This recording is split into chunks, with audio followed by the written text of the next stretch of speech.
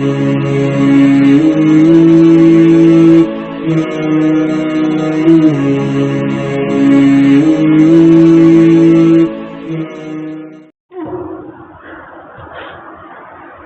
لله وحده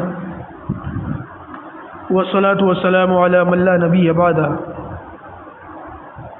أما بعد أعوذ بالله من الشيطان الرجيم بسم الله الرحمن الرحيم وإذ قلتم يا موسى لن نصبر على طعام واحد فادع لنا ربك يخرج لنا مما تنبت الأرض من بقلها وقثائها وفومها وعدسها وبصلها قال تستبدلون الذي هو أدنى بالذي هو خير اهبطوا مصرا فإن لكم ما سألتم وضربت عليهم الذلة والمسكنة وباءوا بغضب من الله ذلك بأنهم كانوا يكفرون بآيات الله ويقتلون النبيين بغير الحق ذلك بما عصوا وكانوا يعتدون صدق اللہ العظیم۔ یہ سورۃ البقرہ کی آیت نمبر 61 ہے۔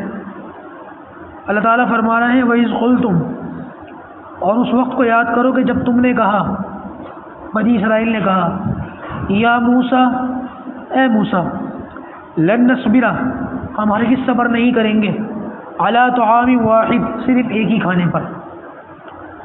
موسیٰ علیہ السلام سے کہہ رہا ہے موسیٰ ایک ہی کھانے پر ہم سے صبر نہیں ہوگا، فادع لنا ربک، تو تو اپنے رب سے دعا کر۔ موسیٰ علیہ السلام سے کہہ رہا ہے یخرج لنا، کہ وہ دے ہمیں، مما تنبت الارض من بقلها وقثائها وفومها وعدسها وبصلها، کیا ہے؟ اپنے رب سے دعا کرو کہ وہ ہمیں دے، کیا دے؟ زمین کی پیداوار، من بقلها ساگ، وقثائها ککڑی، وفومها گیہوں، وعدسها مسور، وبصلها اور پیاز۔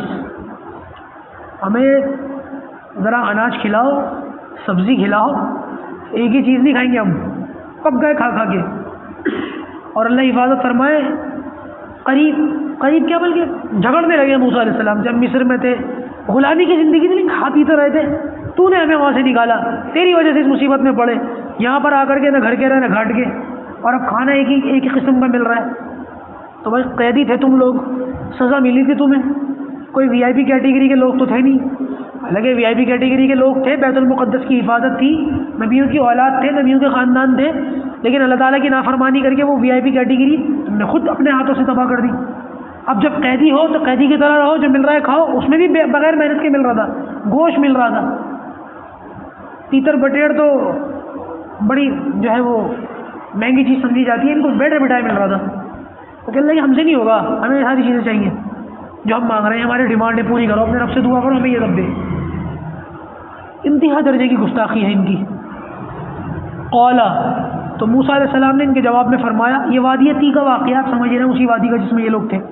قولا، تو موسیٰ علیہ السلام نے فرمایا اتستبدلون الذی، کیا تم بدلتے ہو بہتر چیزوں کو، ہوا ادنا بالذی ہوا خیر، کیا تم بہتر چیز کے بدلے میں ادنا چیز کو طلب کرتے ہو؟ کیا تم بہتر چیز تمہیں مل رہی ہے؟ ارے یہ جو گیہوں وغیرہ ہوتا ہے، سبزی وغیرہ ہوتی ہے، یہ تو ادنا درجے کی چیز ہے، اعلیٰ درجے کی تو گوشت پوشت ہوتا ہے، اور ویسے بھی دیکھا جائے تو تمہیں یہ سب کمانا پڑے گا، محنت کر کے ملے گا، اور یہ بیٹھے بیٹھائے مل رہا ہے، تو یوں بھی یہ بہتر ہے۔ تو فرمایا کیا تم بہتر چیز کے بدلے میں ادنا چیز کا مطالبہ کرتے ہو؟ اہبطوا مصر، اچھا اگر تم یہ کرتے ہی ہو، تم چاہتے ہی ہو کہ تمہیں یہ سب ملے اور جو تمہیں مل رہا ہے وہ سب نہ ملے، تو پھر ایک کام یہ کرو، اہبطوا مصر، اس شہر میں جاؤ، فإن لکم ما سألتم، یہاں تمہیں تمہاری چاہت کی سب چیزیں ملیں گی، وضربت علیہم الذلہ، اور ان پر ذلت مسلط کر دی گئی، والمسکنہ، اور مسکینیں ڈال دی گئی۔ اب یہ ٹائم آ گیا کہ اللہ تعالیٰ نے نعمتیں دے کر اور ان لوگوں نے نافرمانی کر کر کے انتہا کر دی۔ اب اللہ تبارک و تعالیٰ نے ان کو جو اپنی ایک خاص کیٹیگری دے رکھی تھی نا، میری لاڈلی امت ہے بنی اسرائیل کو، یہ تمغہ ان سے چھن گیا۔ اب اللہ تعالیٰ نے ان پر ذلت کو مسلط کر دیا اور بیماری ڈال دی، بتایا تھا نا میں نے، ان کے اوپر پلیگ کی بیماری آ گئی تھی۔ اہبطوا مصرا فإن لکم ما، وضربت علیہم الذلۃ والمسکنہ، اور ہم نے ان پر ذلت اور مسکینیں ڈال دی. وباؤوا بغضب من اللہ، اور اللہ کا غضب لے کر لوٹے. یہ لوگ ابھی شہر کے اندر جو آ رہے ہیں اللہ کا غضب لے کر کے آ رہے ہیں. ذالک بانہم، یہ اسی لیے کانوا یکفرون بآیات اللہ، یہ اللہ تعالیٰ کی آیتوں کے ساتھ کفر کرتے تھے، اللہ کی آیتوں کو، اللہ کی نشانیوں کو جھٹلاتے تھے. وَيَقْتُلُونَ النَّبِيِّينَ، اور نبیوں کو قتل کرتے تھے، بغیر الحق، بغیر حق کے، نا حق نبیوں کو قتل کرتے تھے. روایت کے اندر آتا ہے نبی کریم صلی اللہ علیہ وسلم نے ارشاد فرمایا قیامت کے دن سب سے زیادہ عذاب دو طرح کے لوگوں کو ہوگا. ایک تو اس کو ہوگا جو نبیوں کے ہاتھ سے مارا گیا، نبی نے قتل کیا اس کو، اور دوسرا اس کو ہوگا جس نے کسی نبی کو قتل کیا. بدترین عذاب میں ہوں گے یہ دونوں لوگ. اندازہ لگاؤ شخص اتنا زیادہ کمبخت ہے، اتنا زیادہ خبیث ہے کہ بالآخر نبی کے ہاتھ سے قتل ہوا، حالانکہ نبی کسی کو قتل کرنے نہیں آتے، دین کی دعوت دینے آتے ہیں، اللہ سے جوڑنے آتے ہیں، سالوں محنت کرتے ہیں، تب کہیں جا کر کے وہ یہ معاملہ آ جاتا ہے کہ وہ مقابلے کے لیے آ جاتا ہے. پھر اللہ تعالیٰ کی طرف سے نبیوں کو بھی حکم ہوتا ہے ٹھیک ہے پھر اگر یہی چاہتا ہے تو گردن اتار دو اس کی. تو پھر نبی کے ہاتھوں سے مارے جاتے ہیں، جیسے ابو جہل، عتبہ، شیبہ، ربیعہ، یہ وہ لوگ ہیں جو بدر کے اندر کام میں آ گئے. تو فرمایا کہ یہ لوگ جو نبیوں کے ہاتھوں سے قتل ہوتے ہیں ان کو سب سے زیادہ عذاب ہوگا، اور وہ کمبخت لوگ جنہوں نے نبیوں کو قتل کیا وہ بھی اسی کیٹیگری میں، ان کو بھی سب سے زیادہ عذاب ہوگا. ذالک بما عصوا وکانوا یعتدون، یہ لوگ تھے ان کی نافرمانیوں، یہ ان کی نافرمانیوں اور ان کی زیادتیوں کا نتیجہ ہے.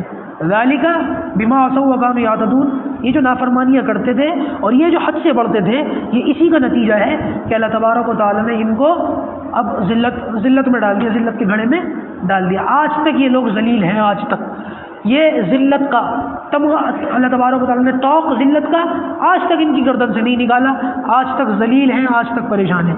ٹھیک ہے وہ ایک الگ سی بات ہے کہ آخری وقت میں اللہ تعالیٰ نے دنیا کا نظام ان کے ہاتھ میں دے دیا، دجالیت کو کنٹرول دے دیا، لیکن یہ بھی وقتی طور پر ہے، اور اس کے کنٹرول کے ملنے کے باوجود بھی آئے دن ہمیں کچھ نہ کچھ سننے کو ملتا رہتا ہے. ذلیل الخوار ہوتے رہتے ہیں یہ لوگ، اور انشاءاللہ یہ ایسے ہی ذلیل الخوار ہوتے رہیں گے. اللہ پاک ہم سب کو اس قوم کے شر سے محفوظ رکھے. الحمدللہ رب العالمین والصلاۃ والسلام علی